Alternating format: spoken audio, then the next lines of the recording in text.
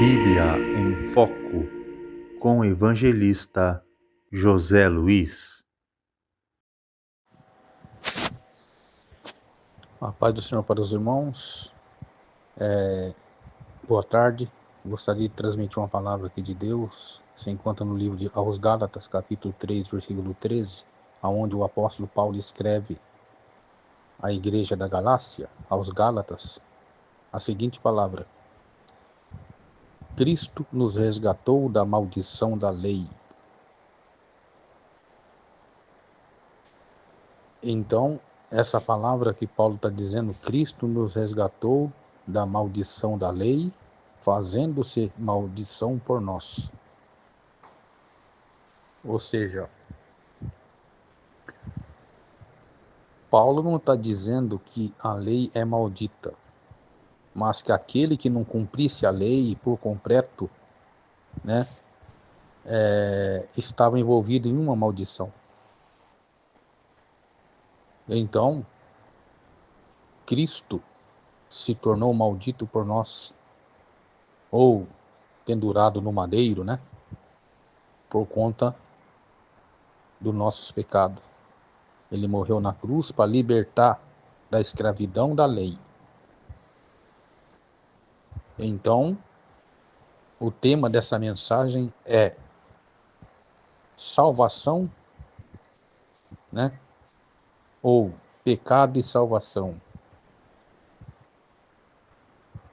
maldição e redenção, problema e método. Louvado seja o nome do Senhor. O problema é o pecado. É o pecado que nos afasta de Deus, né? Desde a queda, o homem se tornou impossibilitado de, né, ter uma intimidade mais profunda com Deus, porque Deus não compactua com o pecado, porque Deus é santo, né? E o pecado faz separação entre o pecador e Deus. Deus não ama o pecado, mas ama o pecador. Portanto, Cristo nos resgatou da maldição da lei, a lei do pecado, né? E quem não cumprisse por completo estava envolvido nessa maldição. Aí Cristo se tornou, né, envolvendo-se nessa maldição, né, para cumprir de forma completa a nossa libertação. Só Ele pôde realizar, né, esse complemento, ou de forma completa, né, a salvação, nos trazendo a salvação. Então, o apóstolo Paulo está advertindo, explicando que todo aquele que era pendurado no madeiro, né, trazia a culpa do pecado sobre ele. E foi isso que exatamente Jesus fez. Carregou sobre si os nossos pecados, né, nossas iniquidades.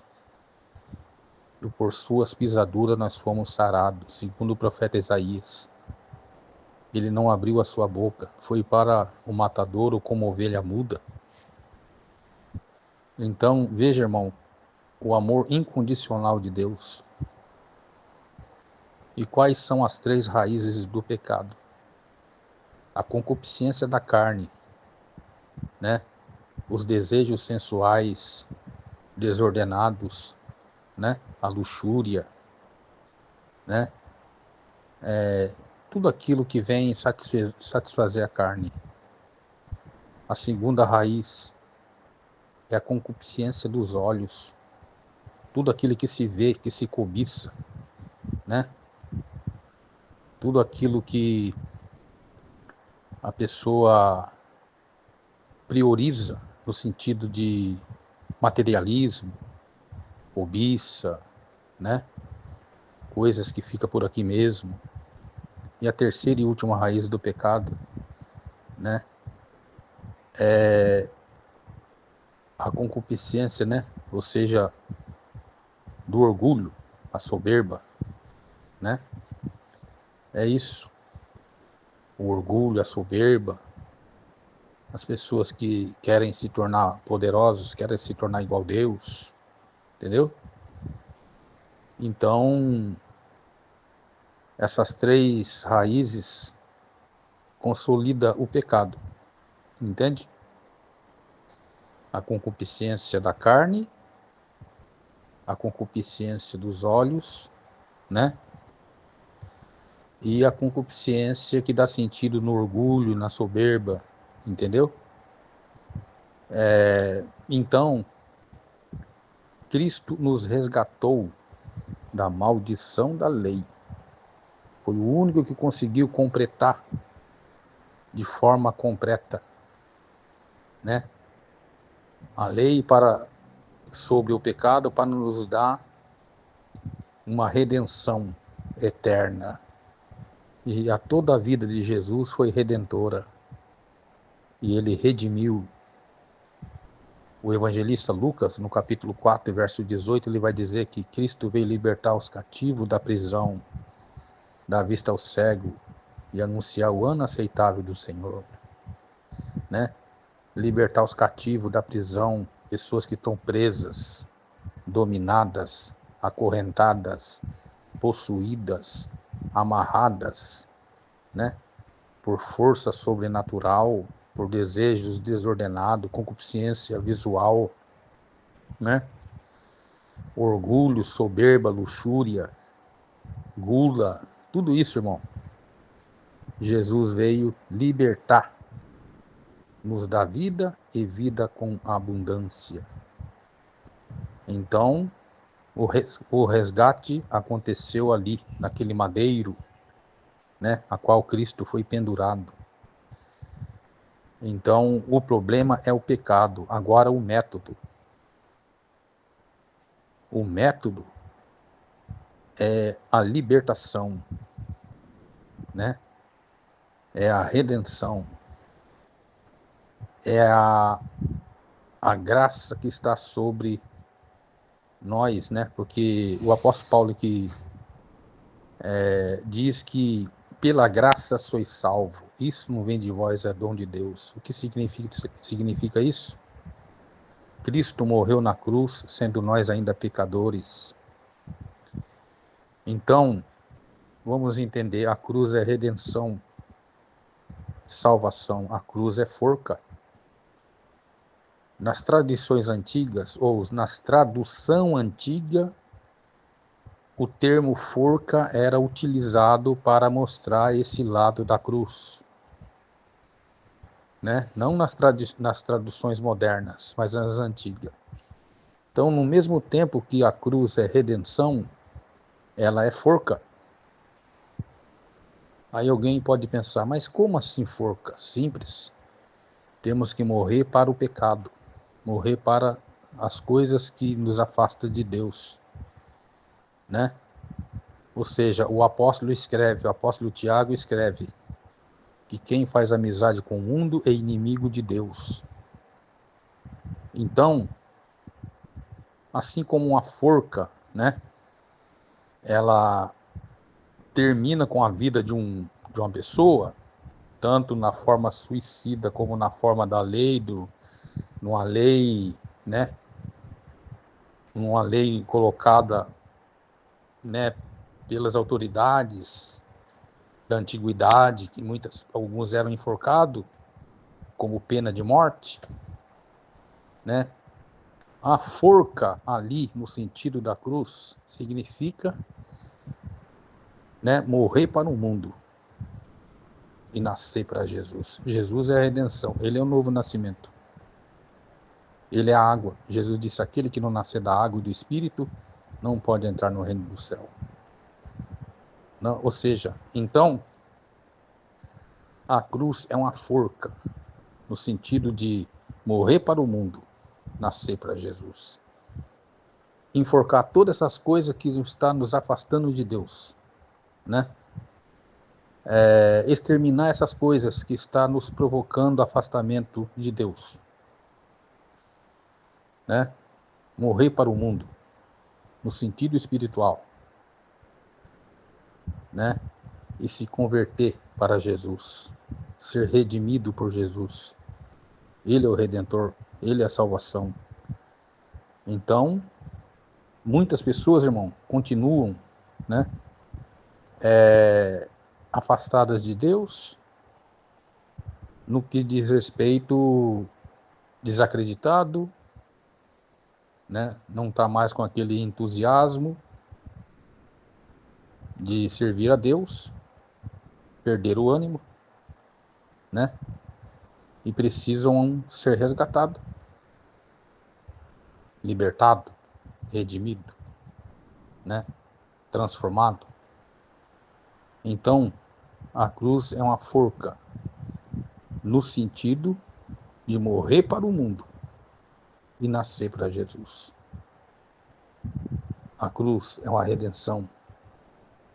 Abrir o coração e se entregar para Jesus, de corpo e alma. Jesus disse: vinde a mim os que estáis cansados e oprimidos, eu vos aliviarei. Aprendei de mim que sou manso e humilde de coração, acharás descanso para vossas almas.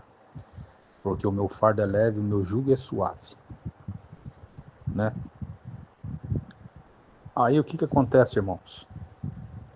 Muitas pessoas ainda continuam na velha vida, né? Continua na velha vida, não nasceram de novo. O velho homem ainda domina. Mas o apóstolo Paulo escreve: portanto, se já ressuscitaste com Cristo, nova criatura é. As coisas velhas ficou lá no passado e tudo se fez novo, né? Cristo nos resgatou da maldição da lei. Batismo em Jesus, em nome do Pai, do Filho e do Espírito Santo. Essa é a fórmula. Se batizou, morte, sepultamento e ressurreição. Então, forca, morremos para o mundo, né? Morremos para o velho homem. O homem velho tem que morrer, enforcado. O velho homem tem que morrer. O profeta Isaías está falando no capítulo, né, 6. Ele está dizendo assim: no ano em que morreu o rei Uzias. O rei Uzias foi um dos reis que mais governou Judá, 52 anos, perdendo apenas para Manassés, que governou 55. E o que quer dizer isso? O que tem a ver isso?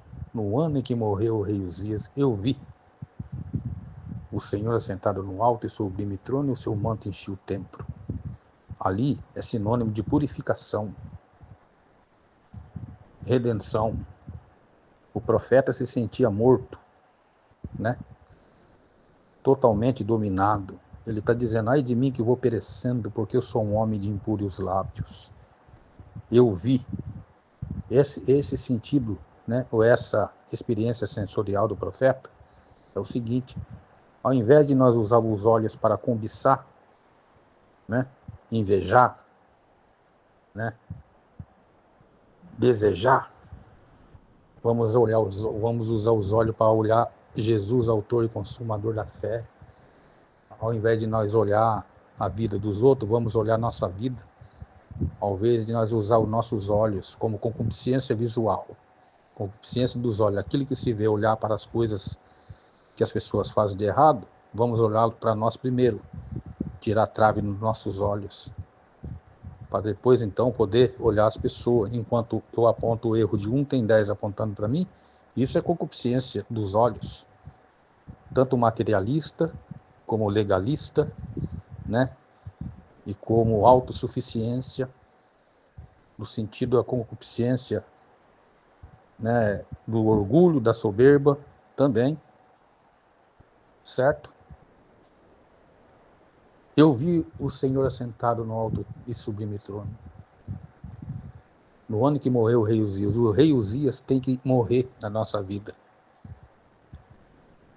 O rei Uzias tem que ser enforcado, morto, crucificado. Entendeu? Porque o apóstolo Paulo está dizendo que ele foi crucificado com Cristo. Ele está dizendo: sendo assim, não sou mais eu que vivo, mas Cristo vive em mim. Olha lá. Fui crucificado. com Cristo. Sendo assim, não sou mais eu que vivo, mas Cristo vive em mim. Então a vida, né? Uma vida consagrada diante de Deus, santificada, purificada como o profeta Isaías, certo? Deixar isso de lado e nascer para Jesus. A redenção é essa. A redenção é se converter de forma radical, né? Jesus disse: aquele que quiser seguir a mim, toma a sua cruz e siga-me, né? Ou seja, pega tudo aquilo que te prendeu, né? Deixa de lado, toma a sua cruz e siga-me. Ou seja, lute pela sua salvação. É isso que está querendo dizer ali. Batalhe por ela. Eu sou o Redentor, morri na cruz. Agora sacrifique tudo aquilo que está te prendendo. Deixa de lado, né? Porque eu sou o Redentor por excelência. Louvado seja o nome do Senhor. Então, irmãos, o problema foi resolvido na cruz do Calvário. O método foi aplicado, a redenção. Jesus é a salvação. Ele resgatou da maldição da lei, da escravidão do pecado. Louvado seja o nome do Senhor. Então, nessa tarde, é tarde de transformação, tarde de redenção, tarde de bênção, tarde de vitória. Louvado seja o nome do Senhor. Esta é a palavra da tarde.